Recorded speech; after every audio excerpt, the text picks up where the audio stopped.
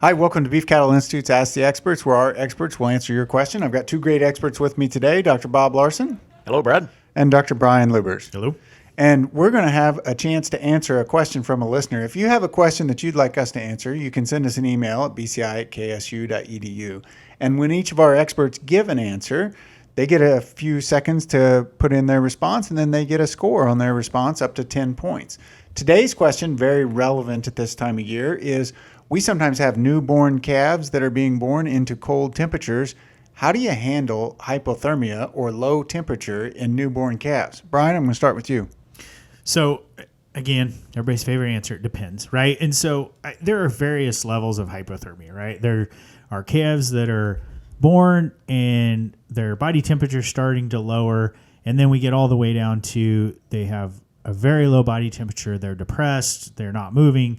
And so the response depends a little bit on how severe the hypothermia is. But I'll say it's best to intervene early. And so if you catch a calf, it's mildly hypothermic, maybe it's a little bit unresponsive.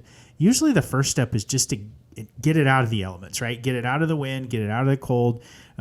We've all seen the Twitter posts of a calf laying on the floorboard of the truck. That's fine, right? Get it in, get him dry, get that warming process started up. If he's very severely hypothermic, obviously you're going to have a more extreme response. Okay, absolutely. So Brian starts out with 6 points. Bob? I think one of the things is to identify who's most at risk, and it's really calves in the first 48 hours of life, and really the first 24. So the first couple of days of life is when this calf, first of all, he's born wet, and if he can't get dried off, that's a concern. And then as he gets a little bit bigger and gets some warm milk in him and things like that, he becomes a little more resilient. So we're really talking about calves in the first 2 days of life.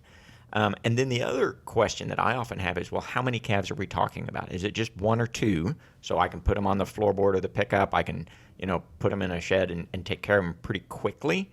Or did we have some really unfortunate luck and we've got a lot of calves born in a difficult time, when it's really cold and, probably the worst is like a cold rain and we've got a lot of newborn calves. It's a bigger problem when I've got a lot of calves to deal with. And then I'm going to basically need a workforce of people, try to warm them up pretty fast. But one of the things that I'll raise a caution about is if you warm them up too fast, as in put them in front of, a really hot heat source, I can actually then tip over to too hot hyperthermia if I'm not careful. And I've seen that a few times when we've had so many calves, it just becomes hard to manage the workload. So you warm them up and they get too warm, which can be just as bad as being too cold if you go to the other extreme. So good starting points there, and talking about taking a temperature, figuring out where they are, how you assess what's going on with those calves, as well as if there's too many. So what do I do to prepare for this? So again, it depends on what your expectation or anticipation of how many calves, how severe. I always suggest prepare for the worst.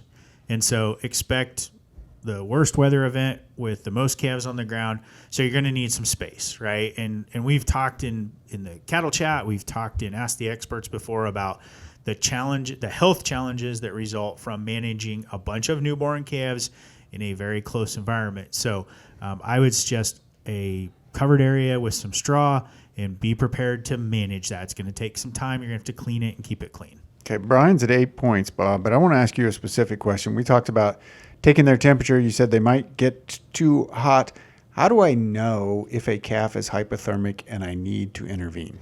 Well, I think have a thermometer. And again, like most emergencies, I have to plan ahead because the day that we have really tough weather is not the best day to go to town and buy a thermometer. So have a thermometer on hand. And kind of my cutoff is I'm looking for those calves that drop below 100 degrees, as those would actually be fairly mildly affected. But I'd like to intervene then. And then that raises the question, well, if they're at 98 or 97, I'm starting to get into some trouble.